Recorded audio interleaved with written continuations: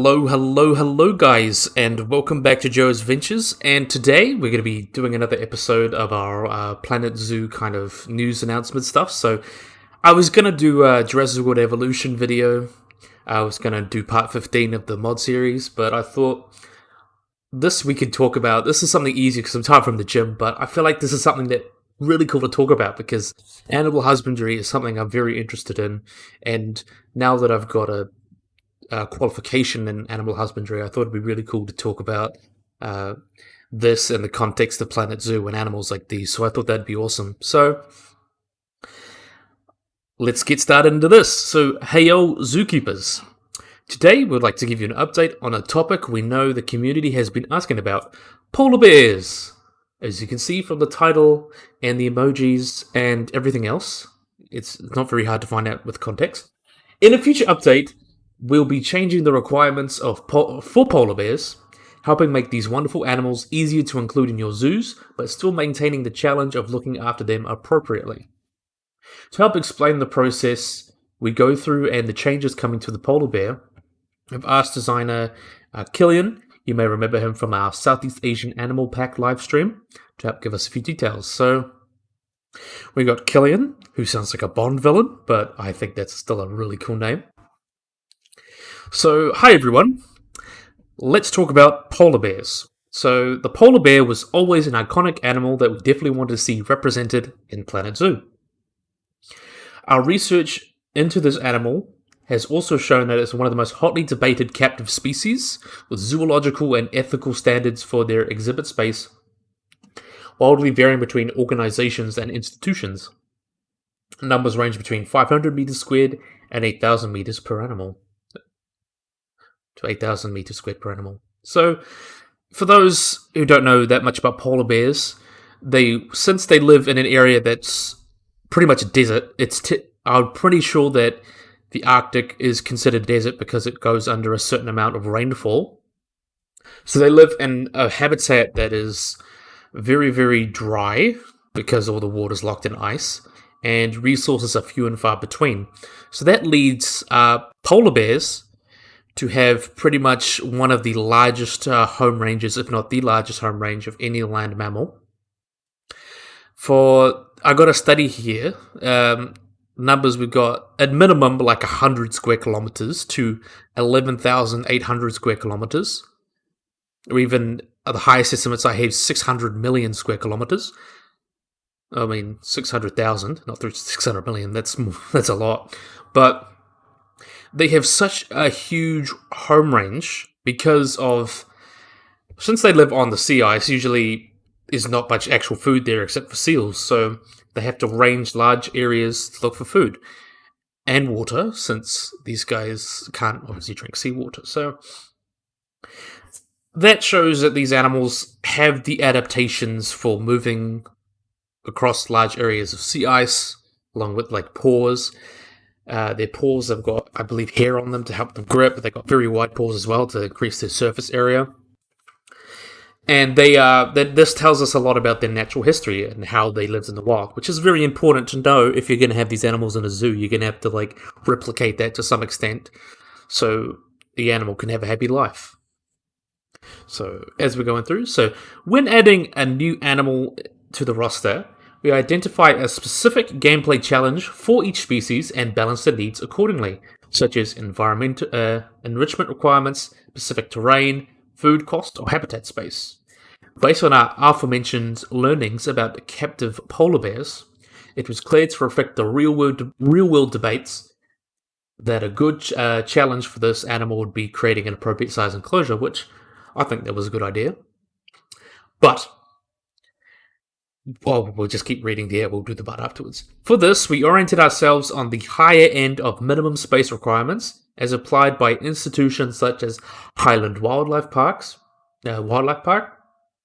We also specifically looked at institutions with successful breeding, as this can indicate good welfare in captive holdings and can make up a big chunk of Planet Zoo's gameplay. So, one, breeding does not necessarily mean your animal is 100% happy or breeding is as long as an animal's not stressed enough to breed, Like, that just shows that you're not stressing your animal to a point that it can't, like, function. Because if it's stressed, it's not going to breed. It's, like, not in fight or flight mode all the time. That shows you using breeding is not exactly the best way to establish if your animals have good welfare. Having good animal welfare is something that's very hard to determine. Actually, it's like pretty much a big debate. So we won't get into that. But the thing about habitat space, I think that looking at face value, and a lot of people do this. It's not just Frontier. It's a lot of people that are into zoos. They just think, oh, this area, therefore it must be better than this enclosure that's smaller. But the thing is with that, yes, a bigger enclosure is, you can never have an enclosure that's too big for an animal, other than what's practical for obviously a zoo. You can never have an enclosure that's too big, but you can have enclosures that are too small.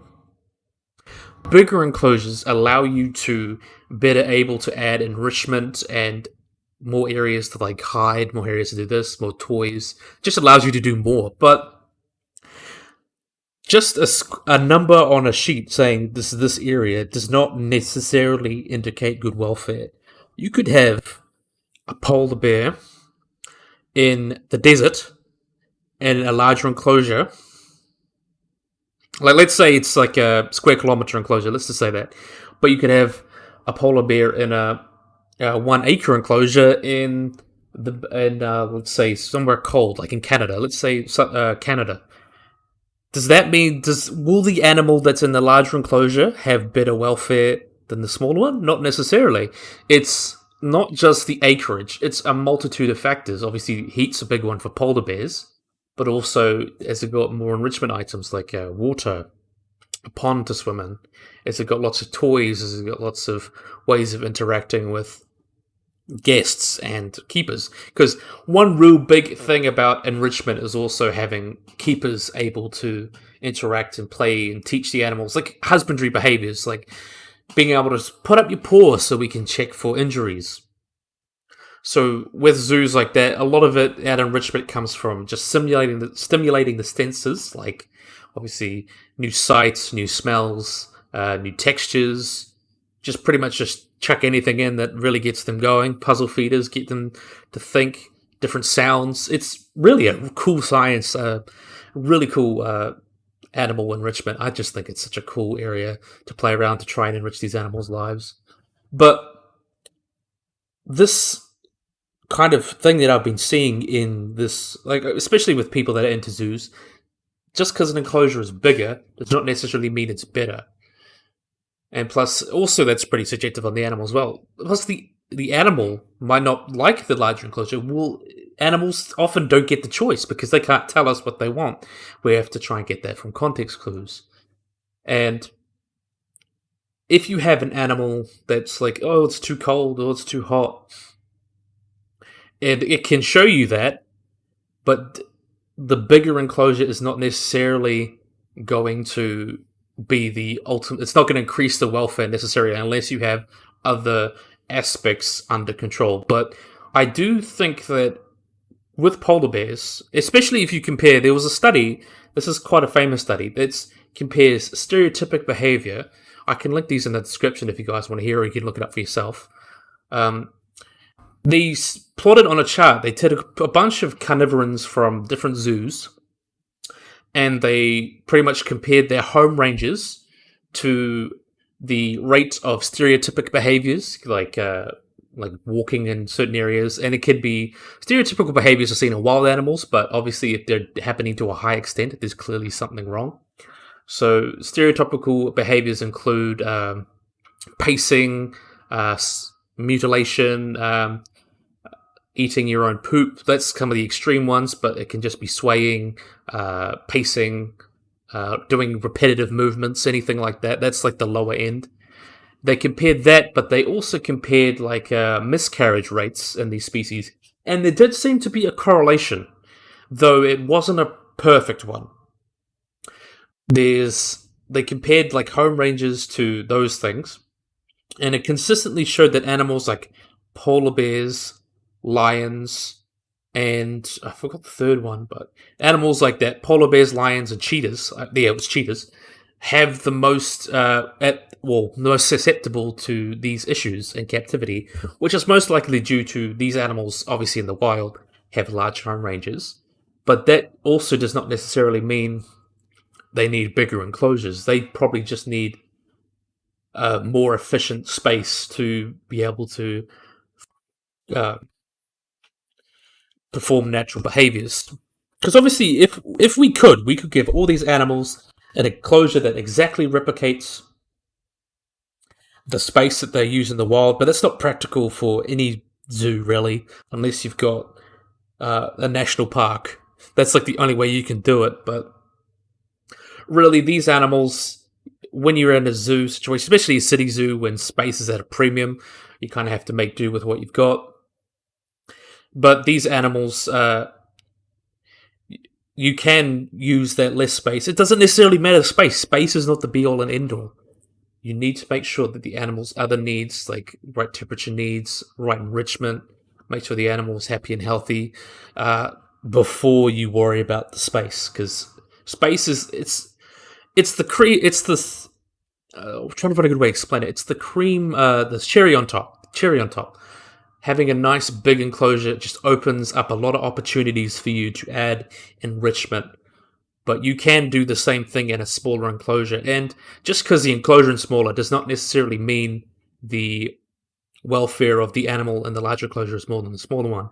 It's just the larger enclosure allows you to have more enrichment and allows you to get better welfare. But if you just have a big field with nothing to play with, especially for a polar bear, nothing to play with, nothing to swim in, since they do like water, that's not going to help with enrichment.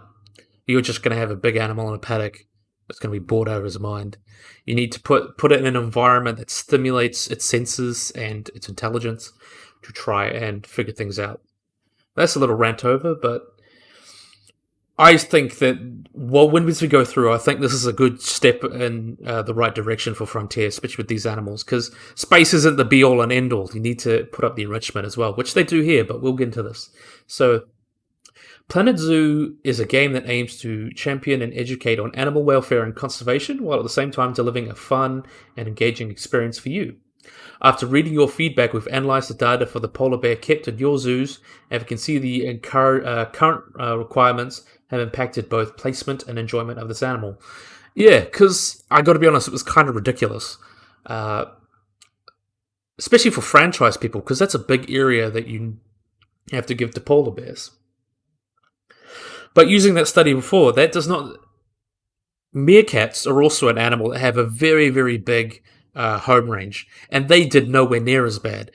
And you could argue that's because maybe they're more social. Obviously, having more animals and the enclosure opens up more opportunities to be enriched because you're interacting with other animals and things like that. And also, they're a lot smaller, so you can provide something that's a bit more proportional to them compared to a polar bear. Because huge enclosure for that guy is obviously order of magnitude smaller than a big enclosure for a polar bear.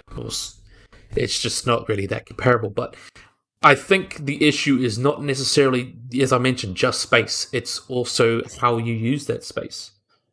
You can have the biggest enclosure and it's just an empty field. There's nothing in it. No other animals, nothing. Just an empty field, maybe some grass, or it's just whatever. It's not necessarily going to be better.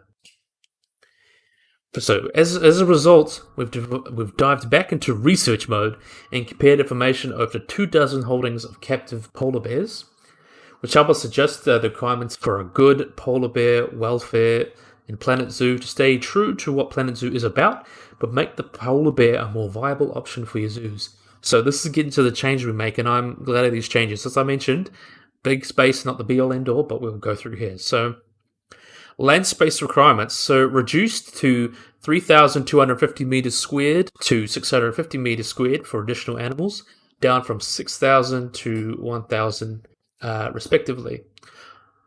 We want to preserve the polar bear as one of the top habitat space challenges and believe that these new changes will comfortably keep their spot but bring the enjoyment of building a habitat for them in line with the other species. This is something I do agree with. I think that was cool. Like, I get that they wanted to express like how these animals live in the wild. And they do, they range incredible distances. I remember seeing pictures of like ships going through the sea ice and there's polar bears just walking past. And yes, but looking at the wild, it's something that's so variable. You can't base your welfare just on how much space you give them. There's I'll give an example of lion prides. There's lion pride habitats because lions are well studied. Their home ranges can range like wildly depending on food availability and the seasons and things like that. I believe places that are high prey density, they will live in areas like I remember hearing about a pride of lions that lived in a square kilometre because they were next to a waterhole and they learnt that food would come to them, so they didn't need to range as much. But there's also populations of lions that will range from 2,000 square kilometres that, or 2,000 square kilometres or more because of they live in areas that are very, very not very highly populated. So it's not a good quantitative way to say animals got good welfare, as I keep saying. But I think this works because being an animal, clearly walking around is something that's very, very important to this animal's behavior and its well-being or its welfare. So having these big enclosure requirements, I still think is cool. And plus, you can build bigger than that if you want. Why not? It's just the minimum. This is the minimum. You can make big enclosures you want. You can make your whole zoo just a big polar bear enclosure. This is the minimum. So we're just trying to make a minimum that's more reasonable. And yes, as I mentioned, this is probably being able to move around a lot is very important for the ecology. But there are ways that you can supplement or even substitute, I think. Maybe if you have lots of rotating enclosures, like this is a big thing coming, is there's also rotation enclosures. If you wanted to enrich, maybe you hold them with like a couple other species. Not the same enclosure, of course, but you could bring different smells in. Maybe, I remember seeing, I forgot the zoo, but there's a zoo that they have pretty much the seals, like seals, Arctic seals, living right next to these polar bears. And that provides enrichment. That's obviously safe, but it's a safe way to express different behaviors that you'd see, like maybe pseudo hunting, because obviously he's not going to get the animal, but it's just engaging them, the sense engaged. They can smell them, smell prey. Same with the seals. They can also sense danger and they can move away from it. It's just something to get them going. They're safe, but they are able to just experience something different and engage in natural behaviors. So I think that's really cool. So that's the land space. So the water space is reduced from 720 to 360 for additional and 360. I need to start that again. Reduced from 720 meters squared and 360 meters squared for additional animals, down from 2,000 meters squared to 250 meters squared, respectively. So I think that's pretty cool. I like that. I think that's pretty reasonable. That's still a lot of space. I think making this animal have a lot of space is something really cool in terms of, if we look at the gameplay of it, really sets it apart from animals like grizzly bears and other bears. Hell, in that same study that I mentioned, they used grizzly bears, and grizzly bears have a home range of average 10 to 15 kilometers. Much smaller than... Oh, I can't... much smaller than polar bears. So what they did was, when they compared them, it showed that they had much lower rates of developing stereotypic behavior, so repetitive behaviors, things like that, and they had much lower miscarriage rates. So it shows that that can tell you a lot about animal welfare in general. So there's something wrong, kind of. Could also be stress, things like that, or just stress in general. So comparing two species like that, that's a good way of comparing. So I think having this animal, it is on the gameplay sense of needing to have that extra area, so to plan the zoo, you need to have a big area for the animals to make them happy. I think that's a cool gameplay wise, but now it's a lot more reasonable. And you can make bigger than that, of course. You can, it's that's the minimum. You can make bigger than that. You can make way bigger than that. So environment requirements, enrichment requirements. I mean, one of the aspects we often found mentioned in polar bear habitat evaluations was the diversity and amount of enrichments, which can offset concerns about habitat space. Yep, that's true. That is true. Often, larger enclosures, as I mentioned, larger enclosures just allow you to do more with enrichment. You could add more space for toys, more space for climbing structures, larger swimming area. I think what's really cool is having these, as I mentioned, rotation enclosures. I think that'd be something cool for Planet Zoo. You could have like gates and rotate animals through them. A lot of that is able to, you can go to a new enclosure. It could be completely different. Maybe you could have one enclosure that's, like, they can all be the same general habitat. They could have one enclosure that's a lot more, simulate more like the sea ice. Then you have one that simulates more the, like the tussock, no, not the tussock, but the tundra of the area. Maybe one that's a bit more of a boreal forest. And you can have the animals switch between them. And often with these animals, when you get in that enclosure, they can smell, they enrich, like, ooh, I smell something, and then do that. And then you could also have different textures, of course, since it'll be staged differently. It's new scenery. And you can have different enrichment in each thing. Just making it as different and diverse as possible with enrichment is like the ultimate thing, really. Just making sure the animal is engaged, looking for signs that the animal is not stressed, like behaviors. Like, you cannot completely get rid of negative influences and behaviors, but you can manage it to an extent. And in fact, I would argue, and a lot of people would kind of lean into this, you kind of need some negative stimuli. Not like running around with a gun shooting the enclosure, but there are certain ways you can kind of, like, you can play loud sounds to scare them, or, well, not then like repetitively, of course, just as long as it's not consistently, what's the word, they're not consistently stressed, they don't have chronic stress. A small amount of stress here and there, which you could argue they get from being moved. Sometimes they're just bored. Stress is a natural part of life, and often we want to make their lives as stress-free as possible, but sometimes some stress is necessary for health. Like, even if you look at people, look at all these dramas, there's some natural level of stress that we kind of like, and animals are probably like that too. But I'm not arguing you should go and throw things at animals or do something like that. Just sometimes, if an animal is slightly stressed, as long as it's not chronic, it's okay. I think you don't want to go around scaring your animals like that. You don't want to do that. But so, looks like from that they increased the enrichment need of polar bears. So make sure that you place down enough toys. Yeah, that's good. Toys are obviously very important. You can mix those up. Stuff like toys is something that's really interesting because you can have so much variety with toys. You can also mix up the food you eat, feed them. You can put puzzle feeders. Obviously, if your animal's got personality, it might prefer certain things. So if you want to put something that you want really to get them to work on, put their favorite food in there, get them to work on it. It's just, getting their mind engaged. It doesn't necessarily mean... You could probably make enrichments that encourage them to move, I think. Maybe, I remember seeing cheetah runs. You could have a cheetah run. Maybe you could have like a bear run or something that they're able to move through, be able to be enriched, like maybe a long enclosure that they can walk through, and you could place different things around it for them to engage with. I believe there's Zoo Philadelphia that's put bridges around the zoo so they can choose. We can go over here, we can go over there, and then there's all sorts of different animals that they can go and look and watch and things like that.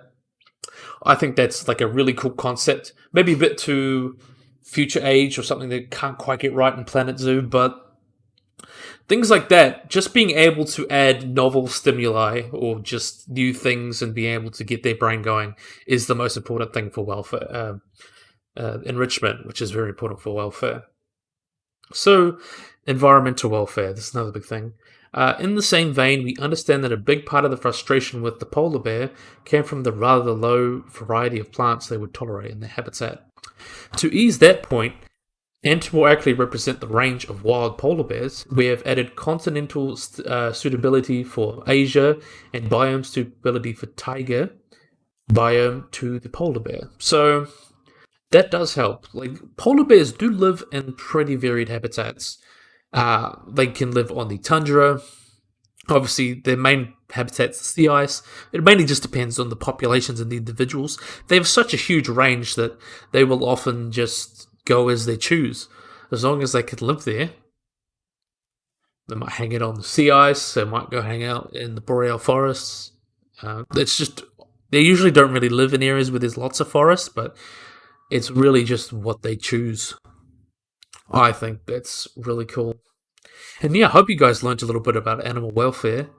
But as I mentioned with stress, you don't want to go around stressing animals like that.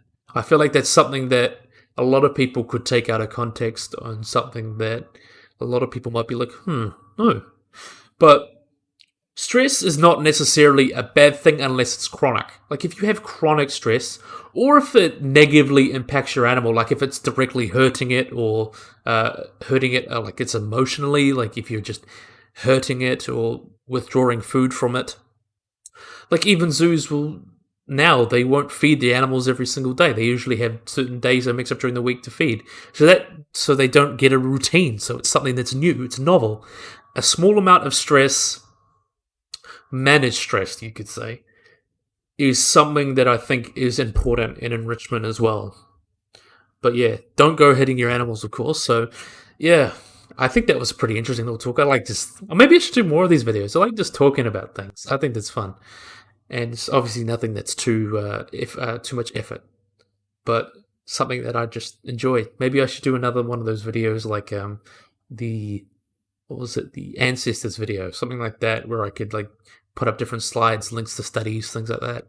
If you guys want to see that, obviously let me know. So I think that gives us a good place to end today. So I really, really, really hope you guys enjoyed this video. If you guys like and subscribe, always remember to click the little bell icon to get notified whenever I upload anything. So yeah, hopefully you guys enjoyed this video. If you guys like and subscribe, and bye-bye.